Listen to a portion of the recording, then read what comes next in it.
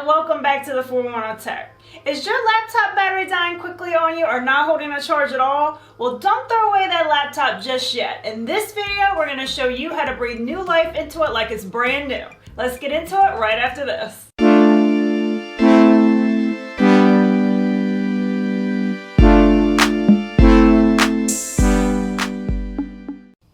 Alright guys, so this is my beloved Dell XPS 159570 laptop. Now, I got this back in the summer of 2018, so it's going on about 5 years now. And I recently discovered that my battery wasn't keeping a charge. So, I'd plug it into the power adapter, let it charge to 100%, take it off, use it for just a little while, and then it would quickly die. Yeah. So, you might be thinking, okay, well, it's been 5 years, it's 5 years old, time to get a new one, right?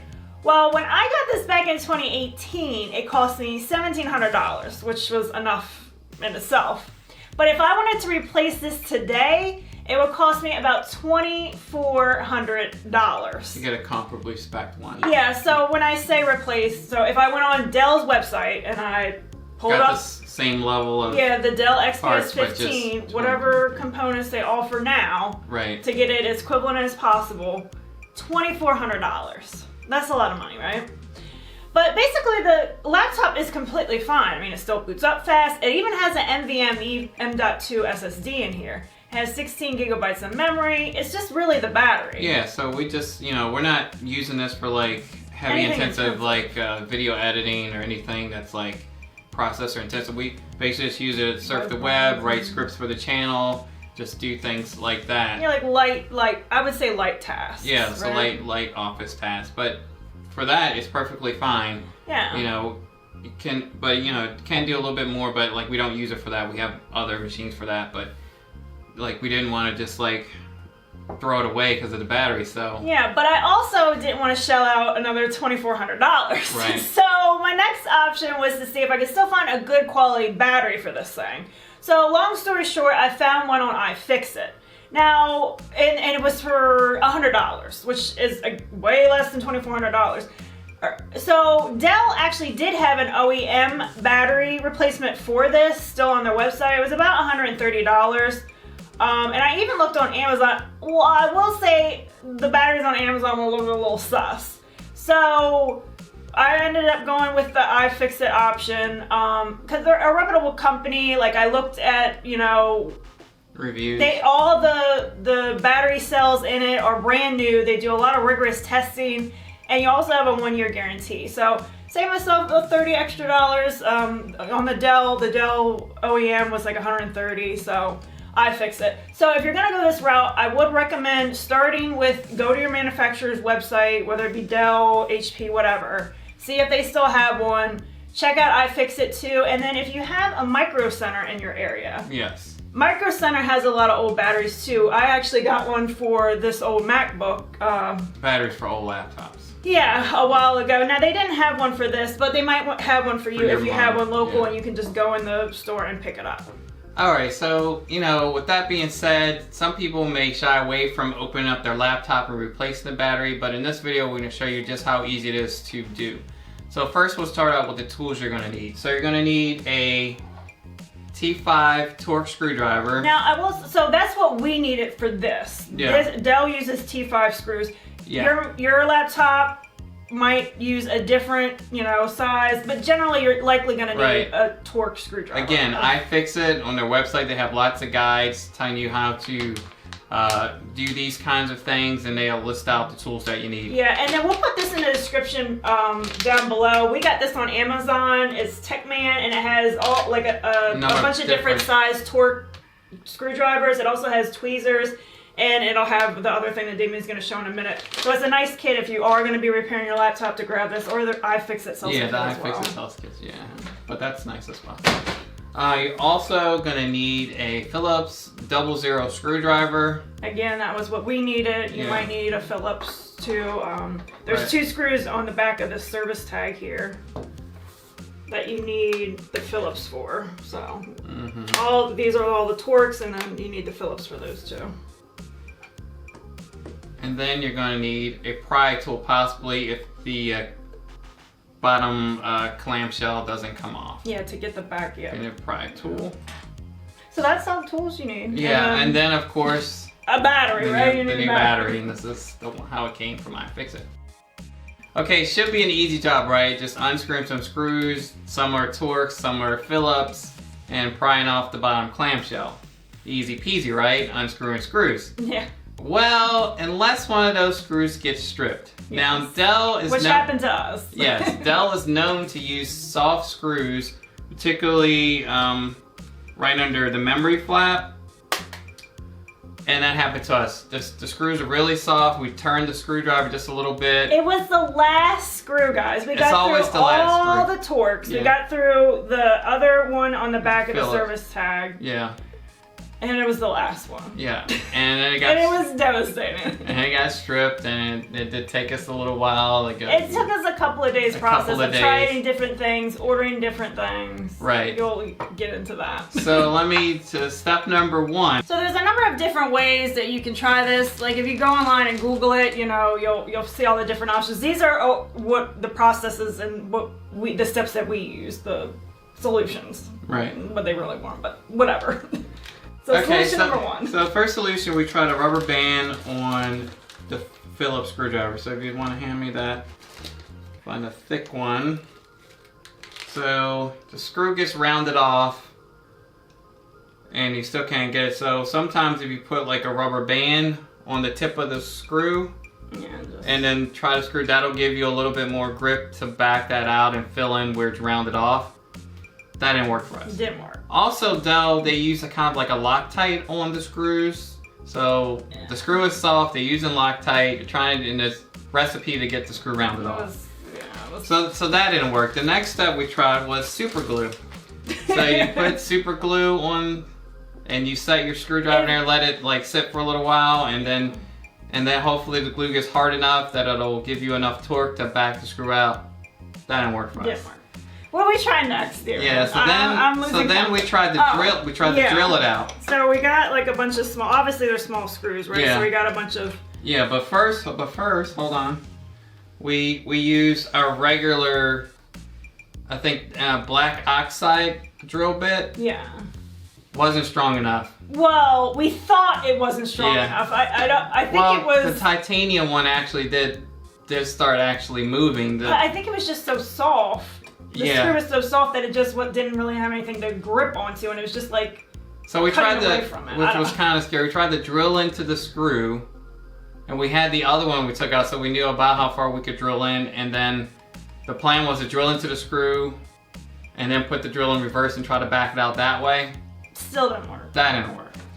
So then, though, we're going through all this to tell, so you don't go through all this, to tell you what finally did work, and that was a thing called Grab It, the micro Grab It. Grab It Micro? Yeah. So you use it in reverse, and it helps you get stuck screws out. You use this in combination with your drill. Yeah, so you will need, obviously, a drill. Drill's in here. So you put it in reverse, and you kind of use the one side that's like a screw, and you screw into it. And then you use the other side that's threaded, and then you back it out, and because it creates like a little like kind of screw surface or better keyed kind of solution for you to back it out. So we tried to do it with the drill, and it started going in, but it didn't actually work. So I think we accidentally go not reverse. Yeah, the one side we did actually not reverse, but what we finally ended up doing. We still ended up using, like, Damien was holding on to the pry tool, we had this embedded into the screw. Then we used the robo grip, and like we look like maniacs in here. Yeah, we had the pliers like on this, but we're using a robo grip to keep it clamped, and we eventually backed it out. Now, this, you shouldn't have to go through these extremes, like I said. Unscrewing screws should be easy. Yeah, but we did want to say, Yeah, we did run into that. If it does happen again, so you don't have to go through all this and the horror of what we did. Just grab yourself one of the, and hopefully it doesn't happen, but just be careful. Make sure you use the exact screwdriver or whatever that is recommended. Right.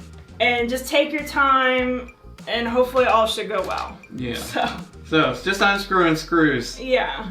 So now that we've gotten all that, right? Let's get this thing replaced. Yeah, so we'll show you how we do that. Okay, so here we're going to unscrew the 10 T5 Torx screws. Michelle's pointing them out. Underneath the service tag flap, we have the 00 Phillips screws.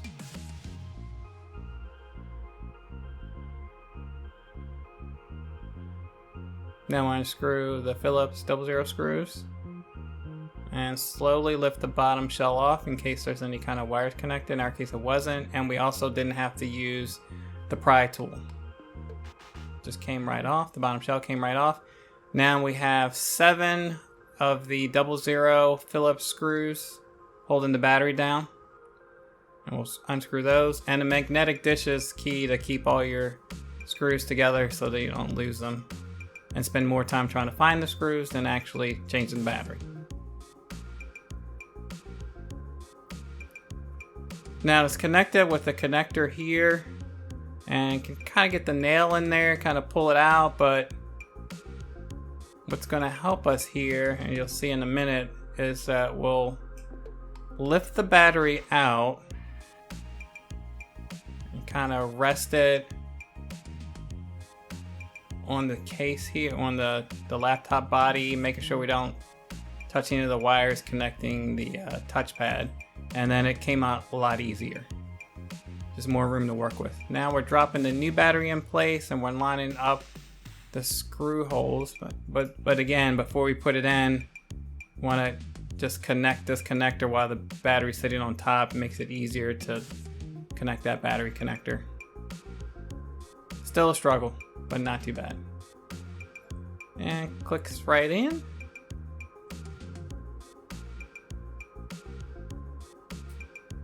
Dropping the battery in place and making sure all the screw holes are lined up. Now I'm screwing it in.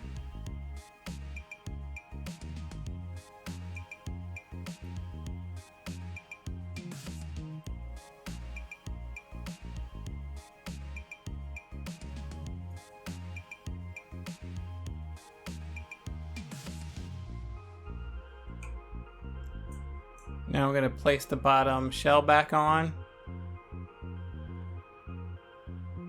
and put the 00 Phillips screws in and the T5 screws.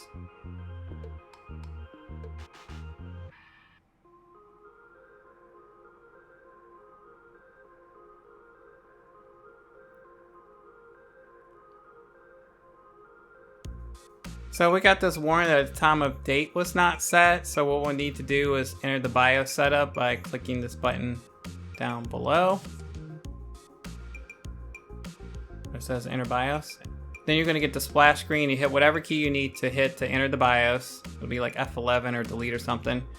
Now that we're in the BIOS, we're going to go to date and time and set the date and time to the correct time. And then going to hit exit. And the laptop's going to boot up.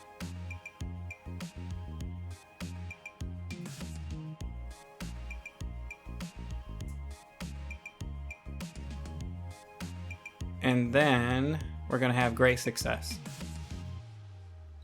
And that's it. Okay, so not bad, right? Now I also want to mention that iFixit did recommend for optimal performance to calibrate this new battery. So to do that, you want to charge it to 100% and keep charging it for at least 2 more hours. Then use your device until it shuts down due to a low battery. Finally, you want to charge it uninterrupted to 100%. So there you have it, guys. Brand new battery installed. Yeah, now this is how we did it for this Dell laptop. You know, replacing the battery in your laptop might be different. So again, iFixit is a great resource if they have like your make and model and how to do it.